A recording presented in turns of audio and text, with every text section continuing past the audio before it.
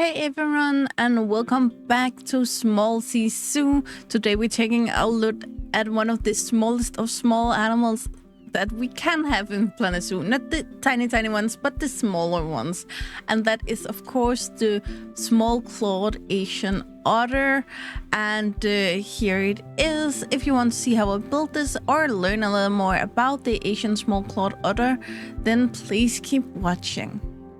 And the Asian small-clawed otter is of course here simply because with its 1 single kilo body weight being 2.2 pounds, it is literally the smallest of all otters in the world.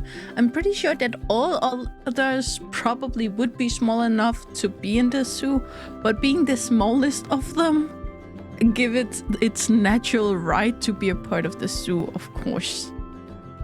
I did cheat and not record the first part here where I just made the layout to get an idea of how big I wanted it, and I did make it big enough for the measures of the terrestrial area. The thing is though, I didn't account for the fact that water should also have a certain size, so I didn't remember that before I started recording cinematics. So remember, if you want to redo this build, then I can recommend that you certainly give them more water than just this little baby pool that, yeah, it's just because I'm just stupid sometimes. Don't put too much into it. It's just how I am.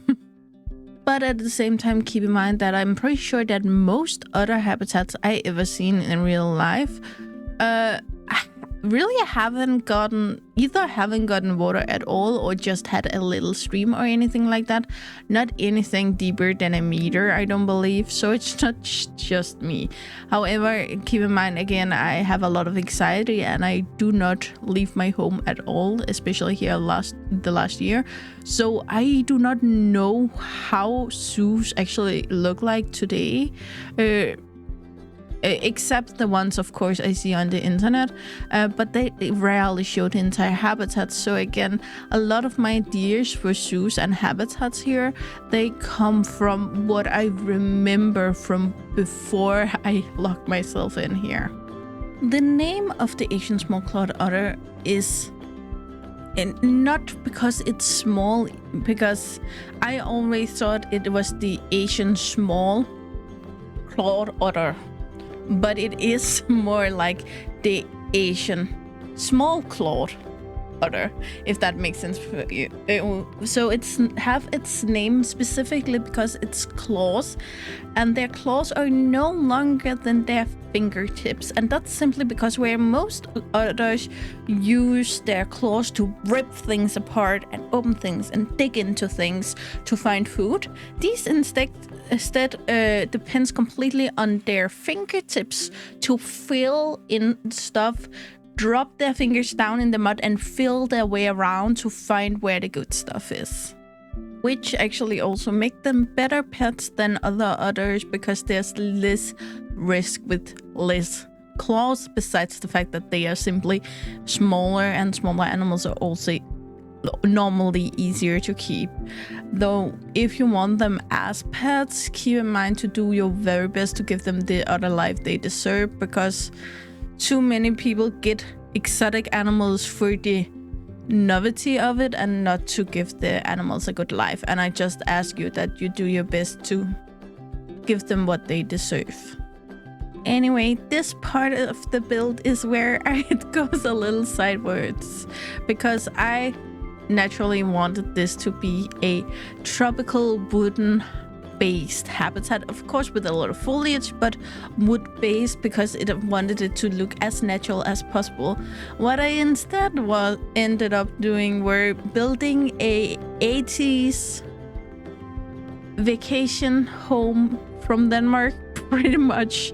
The tiles here on top is of course wooden, which isn't that Danish 80s, but what you see in a lot of old bathroom from the 1980s in Denmark is stone tiles with this color scheme. So it kind of reminded me of that. And then at the same time you see a lot of wood in a lot of these old homes. Not necessarily on the outside, but all of the walls inside would either be wood pieces like these, or it would be like a brick that you could see the bricks inside. Or plaster is also a possibility. So that part is not on purpose, but I do still like what I did with the build, and I still think it's pretty. It just gave me these associations with a 80s vacation home, especially because of the wood outside. Denmark are fairly cold, so you wouldn't want too much wood on your outer walls, of course, because it would be bloody cold. And I am aware that it's very, very hot today when I say this. But again, Denmark is one of these places where we have very cold winters and very hot summers. A very big difference between the seasons. And we have full 4 seasons compared to a lot of other countries. Anyway, back to the idea of a woody habitat. There is, of course, wood a lot of places where the Asian small-clawed otter live, because it stays within the tropical and temperate climate zones where we have natural big woody areas. Besides that, they also both live in forest and anthropogenic and swamps and rivers and such, so there's a lot of woods either right there or just around there. They do, however, also live in the coastal, freshwater, riparian, marine, grassland, interior, neritic, I did say scrublands, I said anthropogenic, estuaries, and marsh, of course. So it's not that they only live in these wooden areas, but it's just the prettiest variations of these habitats I could make. Of course, we could also just build a gooey swamp, but I don't think the foliage in Planet Zoo matches that too well. However, these areas are mostly in Asia, being Bangladesh, Bhutan, Brunei, Cambodia, China, India, Indonesia, Laos, Malaysia, Myanmar, Nepal, Philippines, Singapore, Taiwan, Thailand, and Vietnam, but they have actually also been introduced in the United Kingdom, which is, if you didn't know, a completely different area of the world and a completely different climate. Here I talk climate and not climate zones, because I think at least partially United Kingdoms are temperate, but I'm pretty sure that going with the variations we use in Planet Zoo, at least some of the United Kingdom should count as tiger also. Okay, so this idea of Asian small-clawed otter in Britain did intrigue me very much. So therefore, of course, I got into research mode, and I already regret it.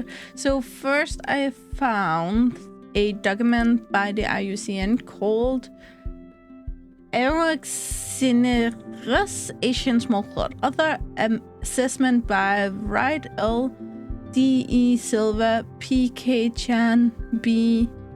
Risa Lewis L. and Basak is, which is one of their many assessments of a lot of animals. But here they are stating, first of all, that the Asian small-clawed otter live natively in all of these Asians area and as an extant animal, and then they have the category called extant and introduced resistant, where they write United Kingdom and Great Britain in parentheses. But everything it says here is just there were records that the Asian small-clawed otter populations had established in the wild in England after escaping from captivity, Jeffreys 1989 and 1991.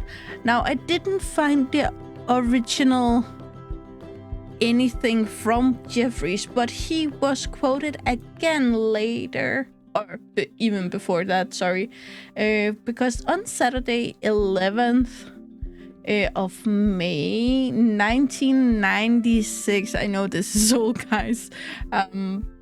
The Independent published an article called "The Asian Otters Thrive in Chile Oxford River," which is quite intriguing. I really recommend this article. Now, both the IUCN document and this article will be linked below. Anyway, in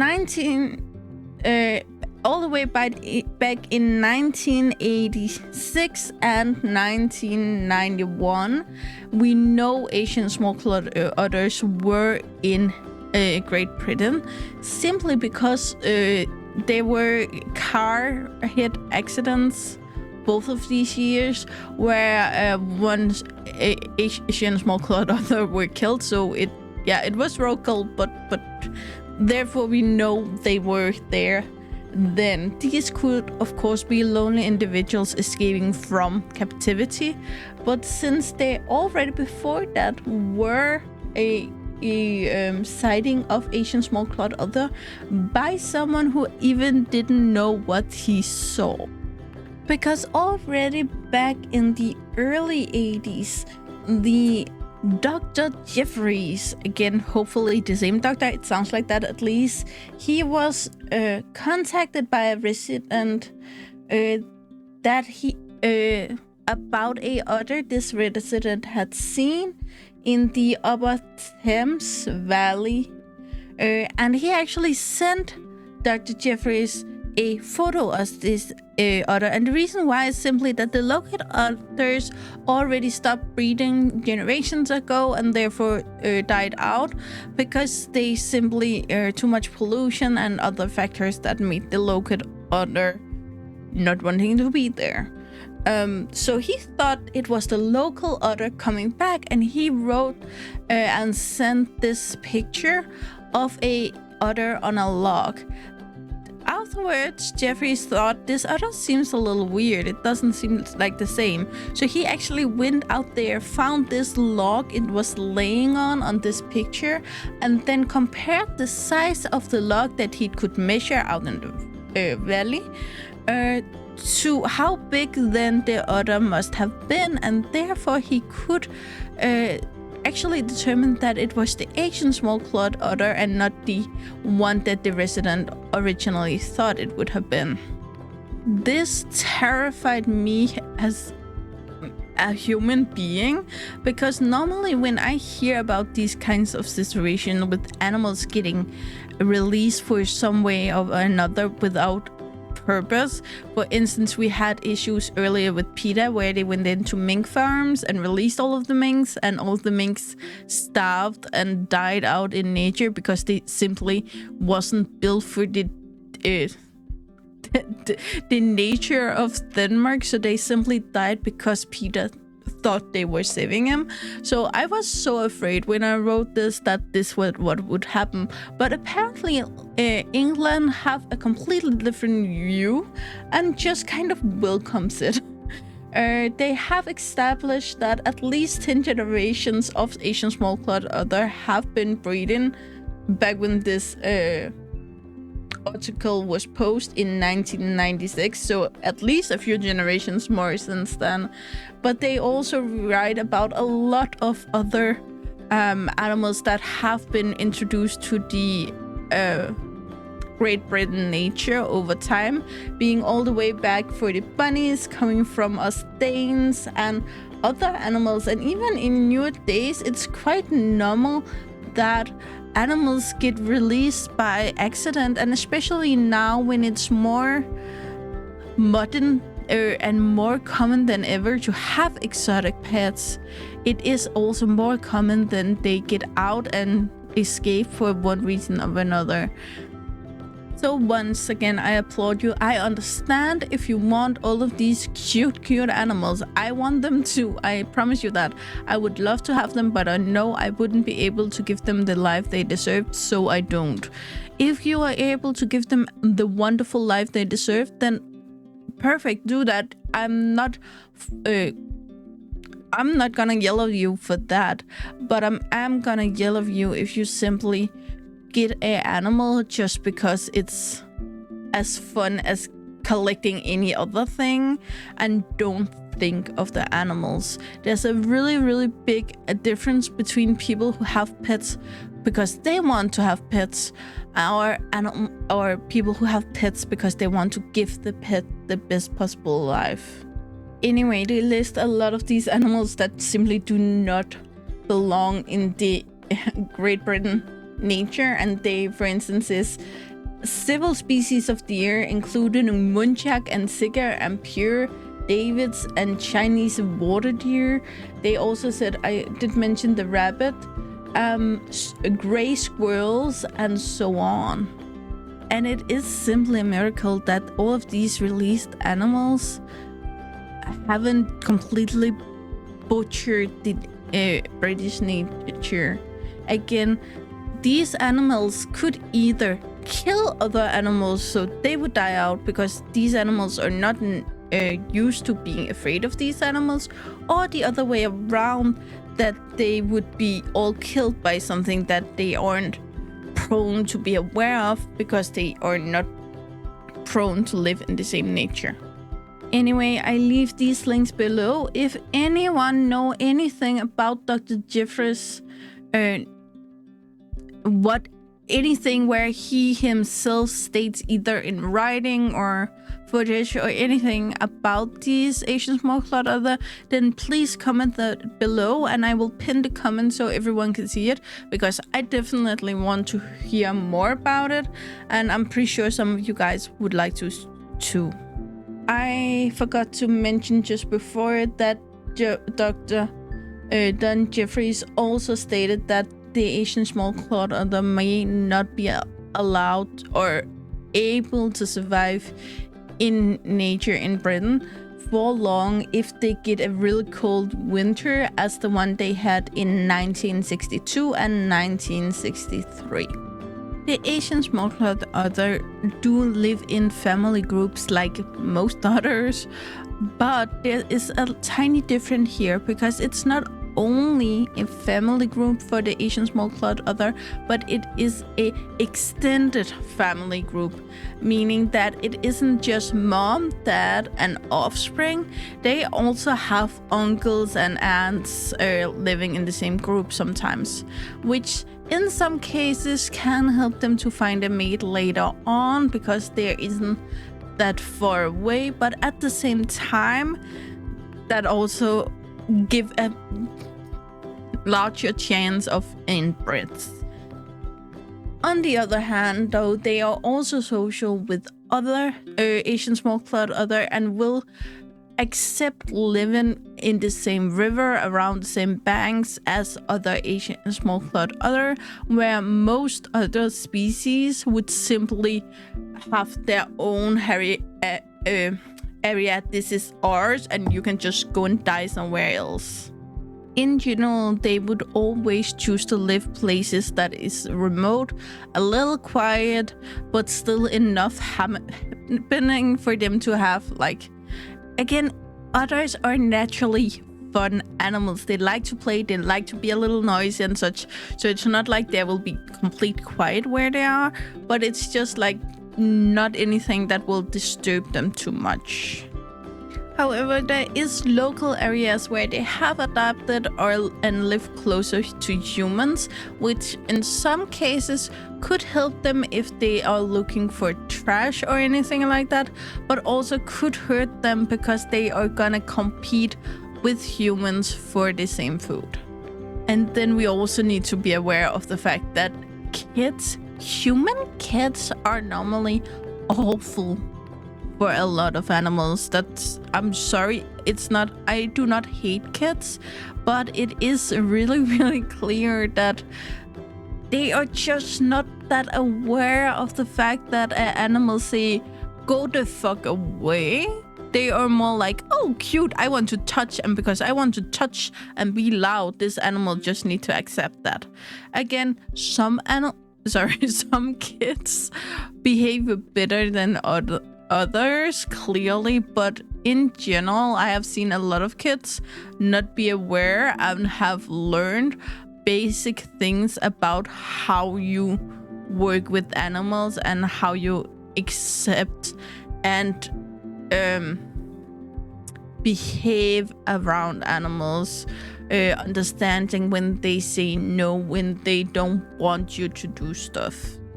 A lot of animals mark their area by scent marking, either by peeing, shitting, or the fact of just rubbing itself off things. The Asian otter does rub itself on things to leave scent, but they do it at a specific time. They will either do it after normal swimming or eating that also involves swimming often.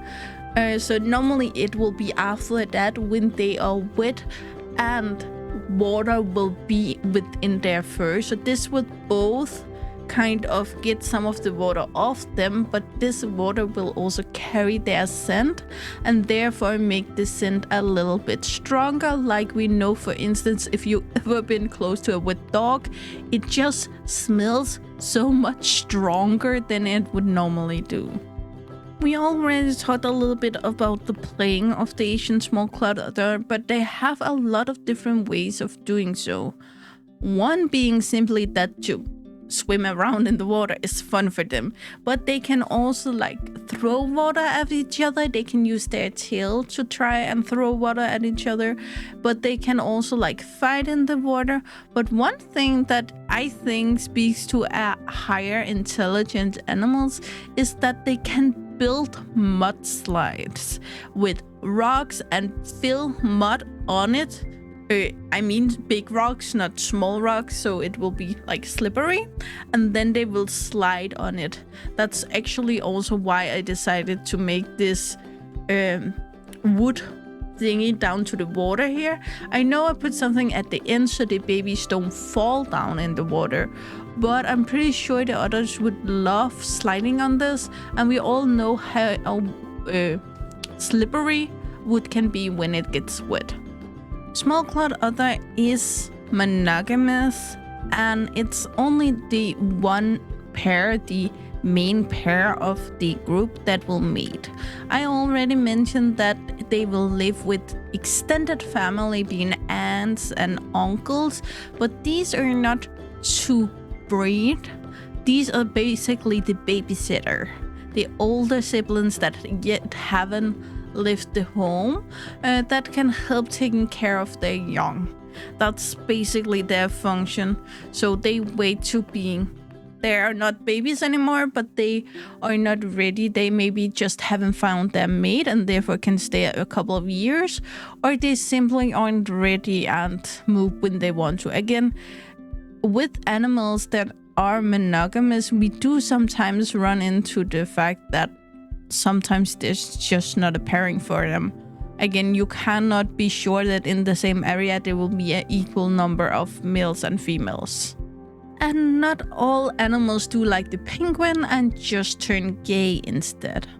They do not have a specific mating season and can mate through the year. However, they have certain conditions, of course, that have to be met. For instance, most animals have issues getting pregnant if they do not have a lot of fat or enough fat on their body. This is both to protect the moms, again, to not make their body too weak, but it's also to make sure that she can produce sufficient milk for the babies.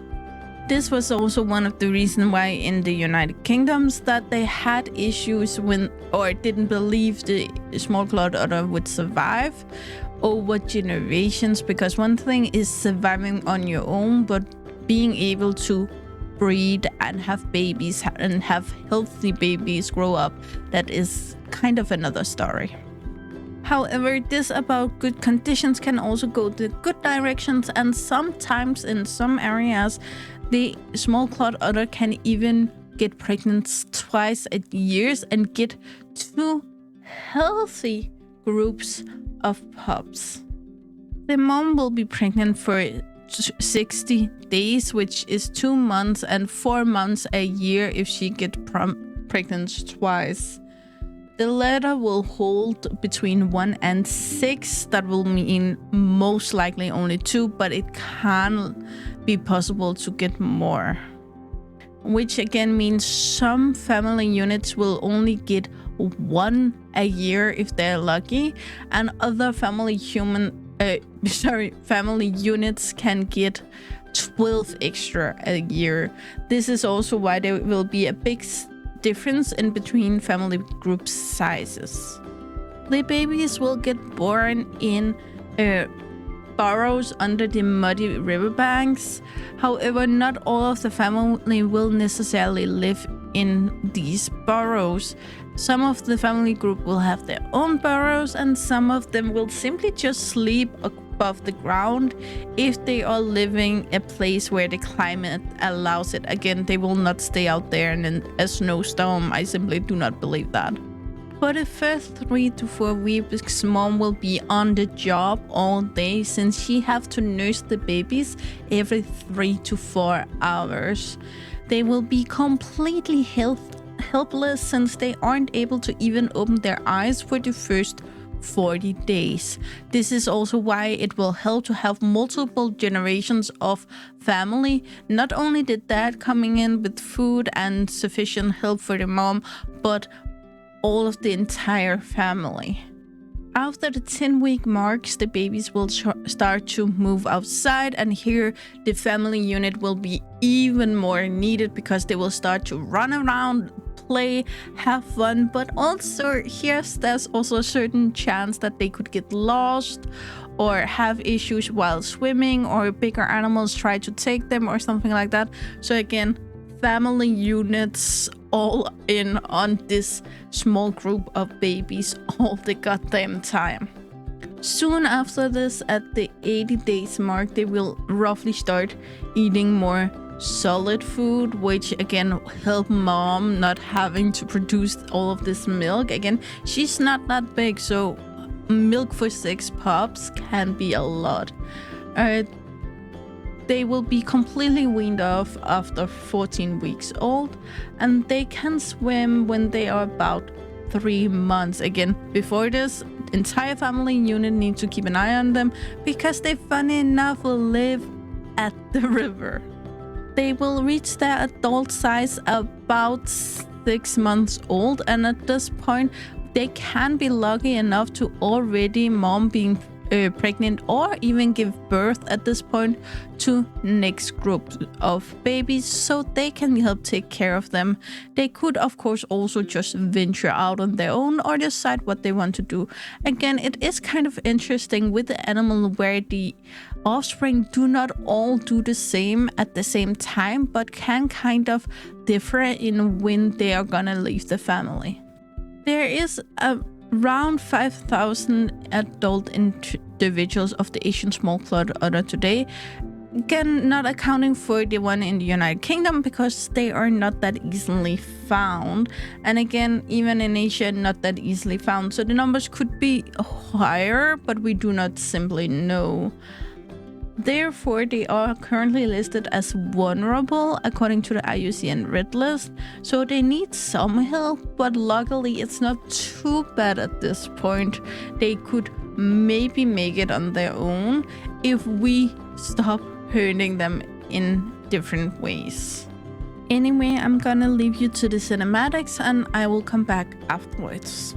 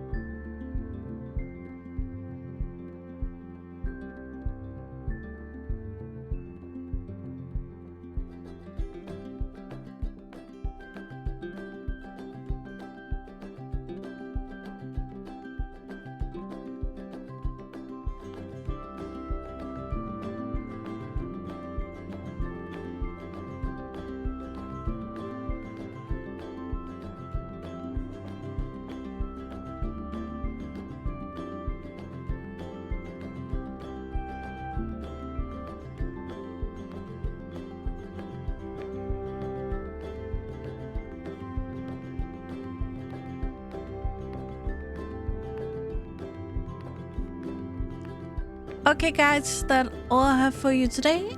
As always, you know the drill. Like, subscribe, and turn on the bell notification so you know the next time I upload a video. I really hope to see you again, either in the comments below or in the next video. Bye, guys.